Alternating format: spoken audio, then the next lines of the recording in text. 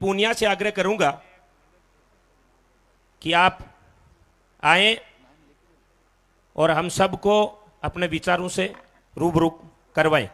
भूप सिंह जी पूनिया।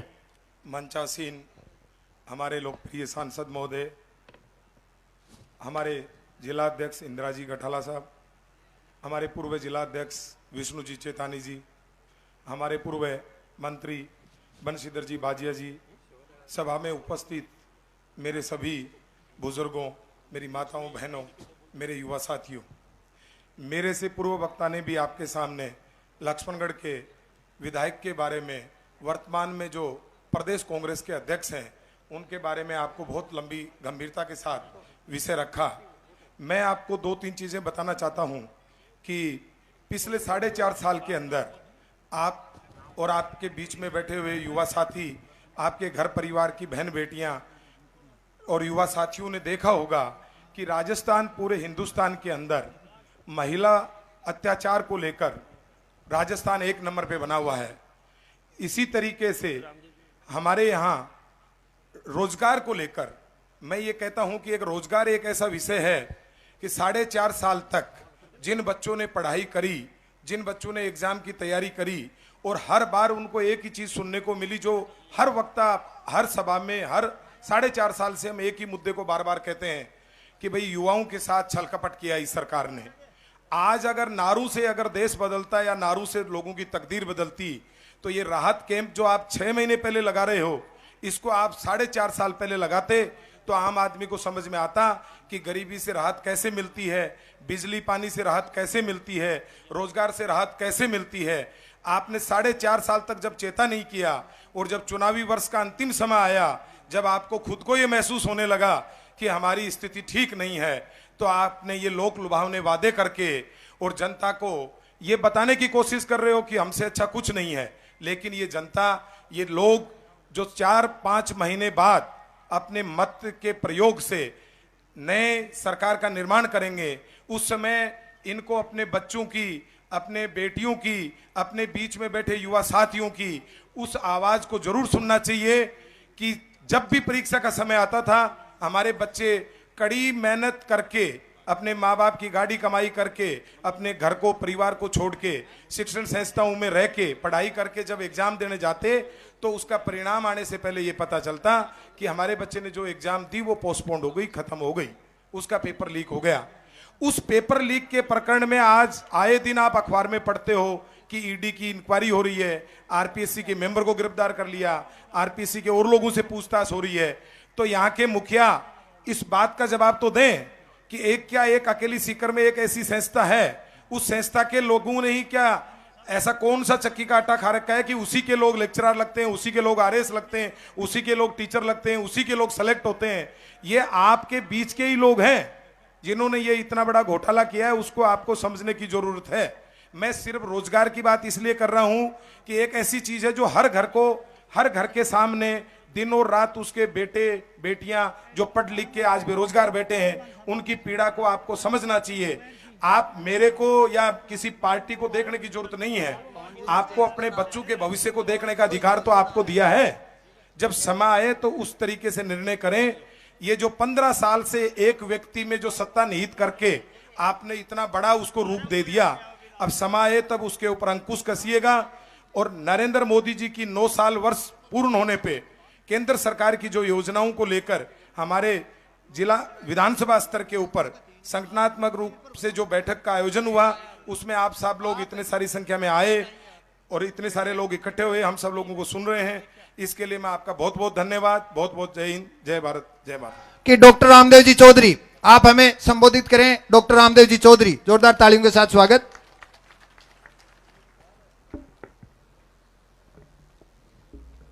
भारत माता की, भारत माता की। राम राम सा।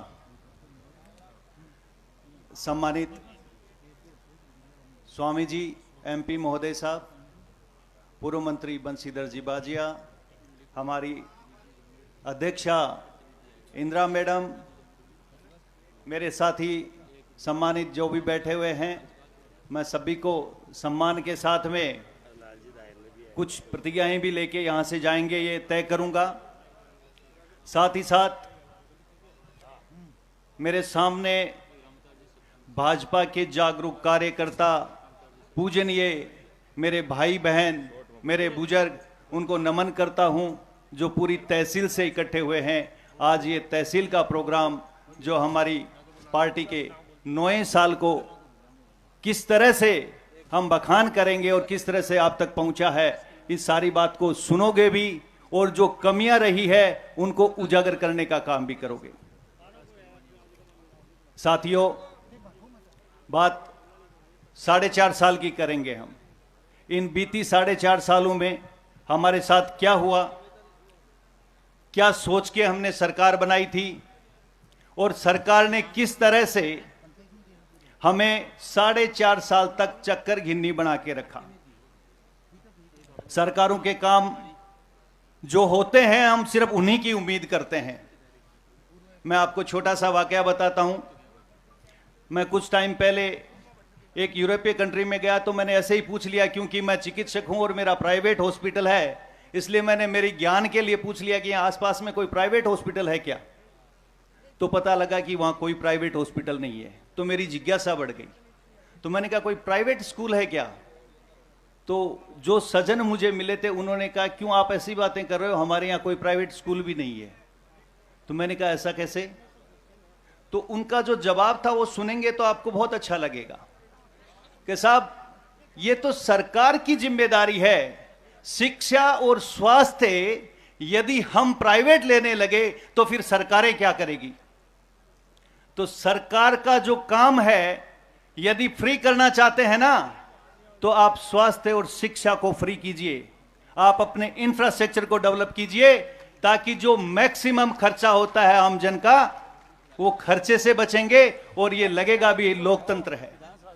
क्योंकि लोकतंत्र में सच पूछा जाए तो जब तक जनता सवाल नहीं करती, कुर्सी पे बैठा हुआ अपने आप को राजा समझने लगता है।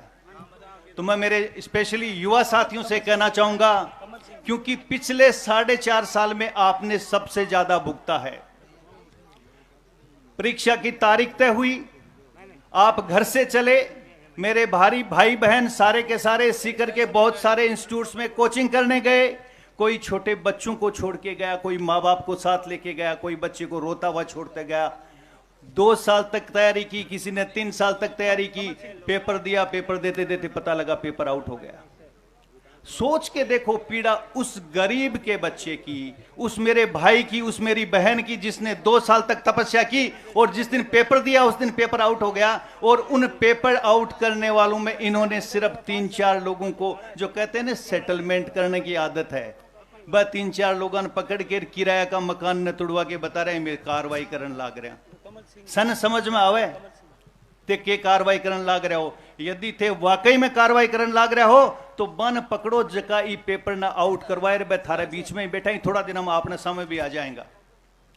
यदि वाकई हिम्मत है सरकार में तो सजा दें, और सजा भी ऐसी दें, क्योंकि आपने उन लाखों बच्चों को, मेरे भाई बहनों को सजा दी है जिन्होंने 2-2 साल तक सीकर में बैठ के तैयारी की, अपने घर का पैसा लगाया है, अपना समय लगाया है। और कुछ बच्चे तो ऐसे हैं जिनकी उम्र भी अब पार हो गई है। उनकी उम्र, क्योंकि कुछ लोग ऐसे भी होते हैं जब परीक्षा दे रहे होते हैं तो 4-6 महीने के बाद में उस परीक्षा के लिए क्वालिफाई नहीं कर पाते हैं। तो ऐसे बहुत सारे बच्चे हैं, क्या आपने उनकी पूरी जिंदगी नहीं ले ली। सर मैं कल ही, स्वामी साहब मैं थोड़ा सा ध्यान आकर्षण करना चाहूंगा आपका। कल मैं न्यूज देख रहा था टीवी में, मुझे देखते हुए और सुनते हुए दुख हुआ कि मेरा राजस्थान नंबर 1 हो गया है। किसमें? भ्रष्टाचार में। 76% लोगों ने राजस्थान में भ्रष्टाचार है, ये वोटिंग की है। हमसे यूपी और बिहार भी नीचे है। ये क्या हमारे लिए दुख की बात नहीं है? आप जिन 4 चीजों के लिए बने हुए हो, सड़क, शिक्षा, सुरक्षा और स्वास्थ्य, चारों में आपका फेल्योर है। 4.5 साल में सिवाय आपने पैसे बनाने के और पैसे पहुंचाने के अलावा कुछ नहीं किया है। आप कुछ लोग, कुछ मेरे भाई सिर्फ इसलिए खुश हो जाते हैं कि साहब मंत्री जी मां को ट्रांसफर करवा दियो। क्यों ट्रांसफर करवाता को नहीं कि वो सरकार को काम है, कोई इन को काम को नहीं कर दियो जो पहली बार ही कमाने हुए हैं। ये सरकारी प्रक्रिया है, आपको करवाना ही पड़ेगा। आपने तो गलत वो किया जो कुछ लोगों को यहां से कहीं और बेच दिया। क्यों? मैं एक ही मिनट में मेरी बात समाप्त करूंगा, मेरे पास मैसेज आ गया है। उसके साथ साथ आपने क्या किया? आप कहते हैं हमने बहुत विकास किया है। विकास के नाम पे आपने कागजी विकास किया है, आपने वादे बहुत किए हैं। यदि सच में आपने ये झुंझुना जोपी शुरू किया है ना, जिसको आप राहत कैंप कर रहे हो, ये राहत नहीं आफत कैंप है। और आरटीआई लगा के देख लेना, 1000 करोड़ रुपए खर्च होंगे इसके ऊपर, सिर्फ मंत्री जी और मुख्यमंत्री जी के हेलीकॉप्टर गाड़ियां और इनकी स्टेज लगाने के अंदर। यदि आपको सच में राहत देनी होती तो 1000 करोड़ रुपए से आप जितनी यूनिट फ्री करना चाहते थे वो कर सकते थे। बच्चों ने जो एग्जाम के पेपर फॉर्म भरे हैं उनकी फीस आप कैंसिल करवा सकते थे, आगे के कम से कम 3 एग्जामों की फीस ना लगे, ऐसी बात कोई रख सकते थे। आपकी मंशा है ही नहीं। मैं मेरी बात को विराम देने की कोशिश करूंगा इस बात के साथ में कि कई बार लक्ष्मणगढ़ में बात जी जरूर चल है कि टिकट की खातर तो बोला जना भागे हैं। हम हूं कोई लड़सी कौन लड़सी, लड़सी तो कौन लड़सी तो मैं थाने बता दूं, बोला जना भागे जगह बोलो प्रयास करसी। और तयशुदा बात है कि अब गए लक्ष्मणगढ़ में कमल खिलगो और थाके आशीर्वाद से खिलगो। एक ने भी जाबा मत दीजो जो अठिन बठिन भागे ना, बिना थे बिल्कुल ठीक कर सको मन बेरो है, थाके करने लाठी भी है, सो क्यों है। धन्यवाद। राम राम सा, जय हिंद। बहुत बहुत श्रीमान भागीर जी गोदारा से निवेदन करना चाहूंगा कि आप भी संबोधित करें। जिला मंत्री, पंचायत समिति सदस्य, प्रधान प्रत्याशी भागीर जी गोदारा।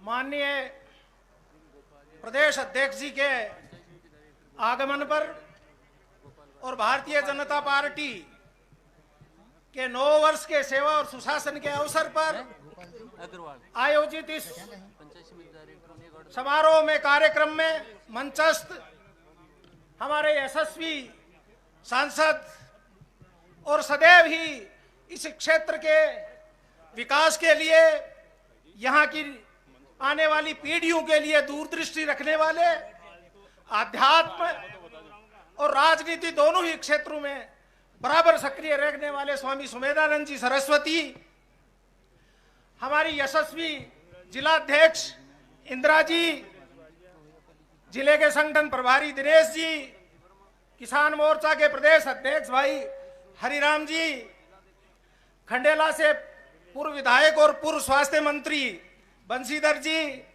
दौद के पूर्व विधायक गोवर्धन जी, भाजपा जिला सीकर के पूर्व अध्यक्ष विष्णु जी और मंचस्थ सभी साथियों,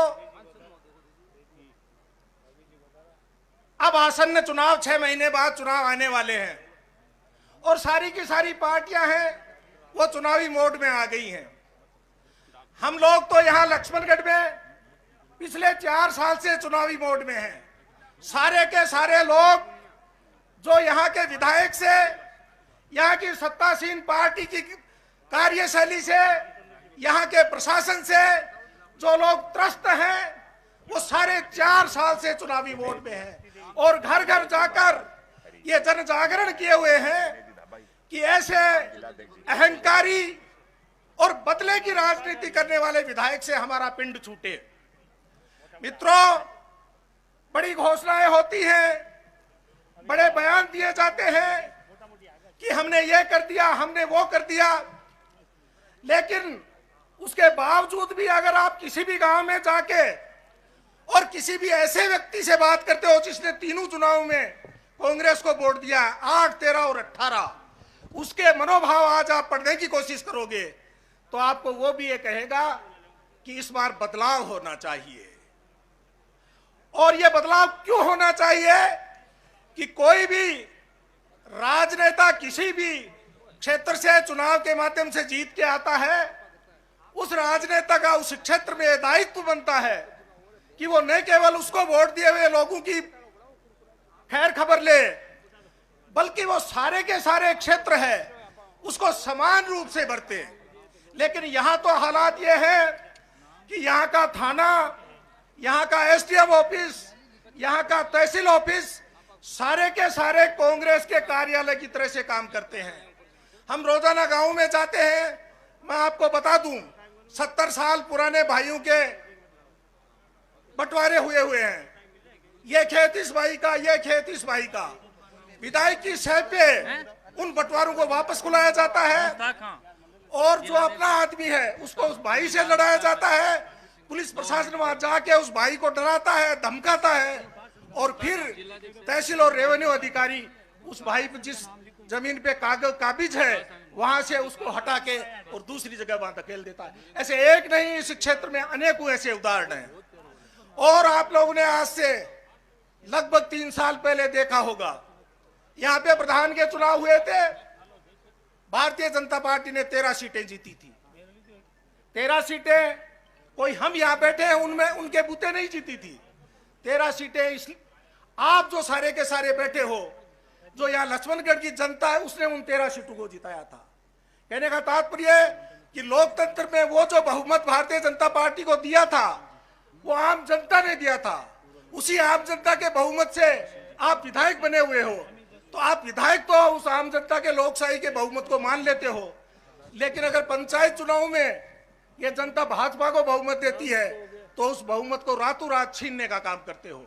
हमारे वार्ड नंबर 18 से भाई विजेंद्र जांगीर थे, उनको रात की 9 बजे से लेके और रात की 1 बजे के बीच में 9 दिसंबर को एसडीएम कार्यालय से लेके और जयपुर के सेक्रेटरीट तक का सारा काम 1 घंटे में करवा के उसको निलंबित करवा दिया, वोट देने से वंचित कर दिया। साथियों, हमने कोर्ट में जाके और उस व्यक्ति का वोट डलवाया, वोट की काउंटिंग नहीं की गई, लेकिन मैं आपको बताता हूं कि हम कैसे सही थे और वो कैसे गलत थे। हम हाईकोर्ट गए और आपको ये जानकर बड़ी खुशी होगी कि हाईकोर्ट ने उस भाई विजेंद्र के सस्पेंशन ऑर्डर को, उस भाई विजेंद्र के हटाने के रिमूवल ऑर्डर को पेश कर दिया है। और मैं आप लोगों में जो कानूनी भाषा जानता है उसको बताऊं कि हाईकोर्ट ने क्या शब्दों का इस्तेमाल किया है। उन्होंने कहा है कि यह आदेश परवर्स हैं, कॉन्ट्रेरी टू लॉ हैं और विद ऑब्लिक मोटिव है एंड मेलाफाइड है। कहने का तात्पर्य सबूतों के खिलाफ, कानून के खिलाफ किसी दूसरे इरादे से, प्रधान बनाने के दूसरे इरादे से और दुर्भावनापूर्व की हुई कार्रवाई है, यह हाईकोर्ट ने कहा है। इसका मतलब हम सही थे और वो गलत है। उनकी पूरी की पूरी सरकार की जो कार्रवाई थी उसको ध्वस्त कर दिया है हाईकोर्ट ने। हमारा जो एक वोट है उसके बारे में हाईकोर्ट चुप रहा, उसके लिए हमने रिव्यू पिटीशन डाली है और अब मैं मानता हूं कि जुलाई 15 से पहले बोले उस रिव्यू पिटीशन में भी हमारे पक्ष में फैसला आ जाएगा। तो जब कोर्ट है वो उनके क्रियाकलाप को गलत ठहराता है तो आप मानिए कि वो किस तरह के व्यक्ति है। अभी कुछ दिनों पहले बासनी में एक सभा बनी थी, मैं मेरी गाड़ी से आ रहा था, 2 औरतें वहीं जहां स्वामिनी थी वहां से हमारे साथ बैठ गई, बोले हमें यहाँ पे ये पुलिया है यहां तक छोड़ दो। बात चल पड़ी। वो औरतों ने जो शब्द इस्तेमाल किए मुझे ये सार्वजनिक मंच से नहीं इस्तेमाल करने चाहिए, लेकिन आपको सुनना चाहिए उन शब्दों को। उन्होंने कहा 2 साल तक सुबह 4 बजे उठ के टींगरांद रोटी छेद के गालती है और 5 बजे बाद टींगरांद रवाना करता और वह टींगराज का सारे दिन मेहनत करया करता। और बुरो वो बापकड़ा को जका कोई 15 लाख ले लिया, 20 लाख ले लिया, राम जाने किन तो मास्टर बना दिया, मारलान राख दिया। अब कहा दो बापकड़ा ने भैया को सबक सिखावागा आज को ते देखोगा। ये उस औरत, अनपढ़ औरत, वो 60 साल की औरत है, उसकी भावना है। मित्रों, आवश्यकता इस बात की है कि उस भावना को एकीकृत किया जाए। लक्ष्मणगढ़ विधानसभा का दुर्भाग्य यह रहा है कि यहां पर हम सब लोग विभाजन का दंश भुगत रहे हैं। हमारे मतों में विभाजन हो जाता है। 2008 में 24.7% पे एमएलए बन गया, 75% वोट खिलाफ थे। 2013 में 34% पे एमएलए बन गया, 65% वोट खिलाफ थे। वो जो खिलाफ वोट है वो एक जगह नहीं पड़ पा रहे थे। तो इसलिए जरूरत इस बात की है कि वो सारे के सारे विपक्ष के मत हैं वो एक जगह पड़े। 1980 में भारतीय जनता पार्टी की स्थापना हुई थी। उस स्थापना के बाद जितने चुनाव हुए उन चुनावों में केवल मात्र 2 बार गैर कांग्रेसी यहां से जीत पाए हैं। ये मैं इसलिए कह रहा हूं कि हमें 100 गुने प्रयास करने होंगे। वो इसलिए कि ये जो विधानसभा क्षेत्र है इसका जो सामाजिक स्वरूप, इसकी वोटिंग स्कूल है, उसका सामाजिक स्वरूप इस तरह का है वो कांग्रेस को मुफीद पड़ता है। इसलिए उन्हें कम प्रयास करने की जरूरत होती है, हमें 100 गुना अधिक प्रयास करने की जरूरत होती है। 1985 में लोकदल से केसरदेव जी जीत पाए और 2003 में भारतीय जनता पार्टी से केडी बाबर जीत पाए। और दोनों ही चुनावों को अगर कोई यहाँ बैठे हैं वो उन्होंने ध्यान से देखा हो, मैंने ध्यान से उन दोनों चुनावों को देखा है। उन चुनावों में जीतने के लिए 2 शर्तें जरूरी थी। पहली शर्त पूरा का पूरा विपक्ष एकजुट, और दूसरी कांग्रेस में जो जबरदस्त असंतोष था उसका दोहन कर लेना। ये दोनों चीजें 85 और 2003 में हुई थी, जब जाकर के गैर कांग्रेसी विधायक यहां बने थे। पहली शर्त हमें तय करनी है, एकजुटता हमें दिखानी है। बरगलाने वाले अनेक आएंगे, लेकिन हमें रिजोल्यूटली हमें यह तय करके और सब एकजुटता दिखानी है कि हमारा एक भी वोट इधर से उधर ना हो जाए, एक जगह जाए, भारतीय जनता पार्टी को जाइए। और दूसरी चीज जो है कि उस असंतोष का दोहन कैसे किया जाए, ये जो हमारा उच्च नेतृत्व है उसको सोचना है कि यह धरातल की क्या स्थितियां हैं, उन स्थितियों को देखते हुए वो निर्णय लें। लेकिन कैसी भी स्थिति बने, कैसा भी निर्णय आए, कोई भी परिस्थिति बने, हम सबको एकजुट होकर के यहाँ पे भारतीय जनता पार्टी का विधायक बनाना है। चुनाव एक व्यक्ति हारता है, टिकट एक व्यक्ति को मिलती है, वो हार के अपने धंधे में लग जाता है, लेकिन 5 साल तक प्रताड़नाएं हम लोगों को भुगतनी पड़ती है। वो यहाँ का विधायक है, उसने गांव में पंचायतों में एजेंट तय कर रखे हैं, उन एजेंटों के खिलाफ अगर हम हैं तो वो पूरा प्रशासन पूरी सत्ता का दुरुपयोग करके हमें प्रताड़ित करेगा। इसलिए परिणाम हम सबको भुगतने पड़ते हैं, और वो पूर्ण परिणाम हम सब ना भुगतें, बल्कि हमारा विधायक होगा तो हमारे काम प्राथमिकता से हो। इसके लिए हम सबको एकजुट होना पड़ेगा, केवल मात्र कहने से काम नहीं चलेगा। मैं कहता फिरूं कि मुझे पार्टी जो भी काम देगी, चाहे बूथ पे काम दे दे, चाहे कहीं भी काम दे दे, जो भी दायित्व दे दे, वो मैं निभाऊंगा। केवल गले के ऊपर से यहां से कहने से काम नहीं चलेगा, यहां से और यहां दोनों जगह से कहना पड़ेगा। और ये जो विभाजन का दंश हम भुगत रहे हैं, उस विभाजन की अगर पुनरावृत्ति हो रही है तो ये सब किसी व्यक्ति विशेष, किसी नेता विशेष की हानि नहीं है, ये हानि आप और मेरी है, जो आम हमारे भारतीय जनता पार्टी के कार्यकर्ता हैं उनकी है। इसलिए मित्रों, जो कोई भी विभाजन की राजनीति करता है, जो कोई भी भारतीय जनता पार्टी को बांटने की राजनीति करता है, उसको तिरस्कृत कीजिए, उसको भगाइए और ये कहिए कि सारी भारतीय जनता पार्टी एक जगह आती है, हम उसके साथ हैं। मुझे बोलने का मौका दिया उसके लिए बहुत बहुत धन्यवाद। ये सीपी जोशी जी का मैं इस विधानसभा क्षेत्र से इस तपती दोपहरी में चलकर आए आप सभी लोगों की तरफ से ढेर सारा अभिनंदन करता हूं, स्वागत करता हूं और आपसे आग्रह करता हूं कि जोरदार तालियों के गड़गड़ाहट से सारे मंच के लोगों का आप हार्दिक अभिनंदन करें, स्वागत करें।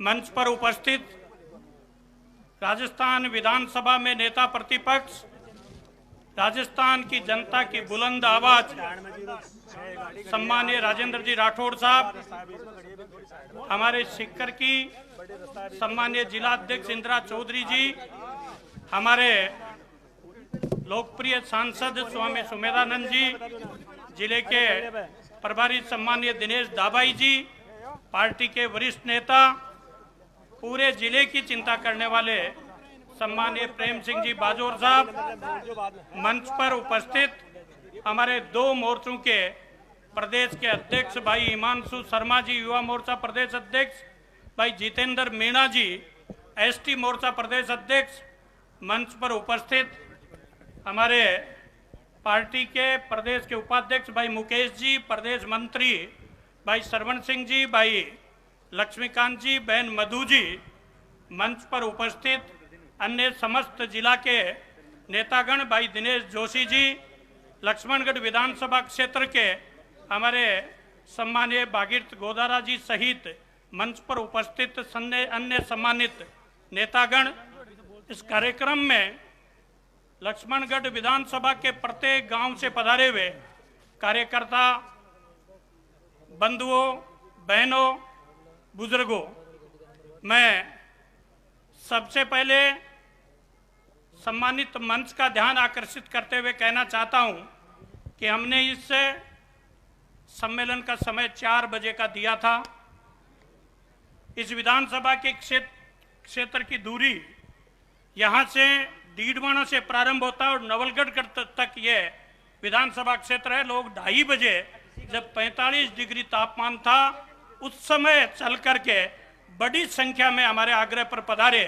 मैं सम्मानित हमारे मंच के सारे लक्ष्मणगढ़ के नेताओं की तरफ से पधारे हुए सारे कार्यकर्ताओं का धन्यवाद ज्ञापित करता हूं। मैं हमारे सम्मानीय राठौड़ साहब और सम्मानीय सीपी जोशी जी का विशेष रूप से हार्दिक अभिनंदन इस बात के लिए करता हूं कि केंद्र सरकार के नियोजित कार्यक्रमों की कड़ी में एक कार्यक्रम लक्ष्मणगढ़ विधानसभा क्षेत्र में संयुक्त मोर्चों की तरफ से रखा था। उस कार्यक्रम में आप अपना मार्गदर्शन देने अपना बहुमूल्य समय निकालकर हमारे बीच पधारे।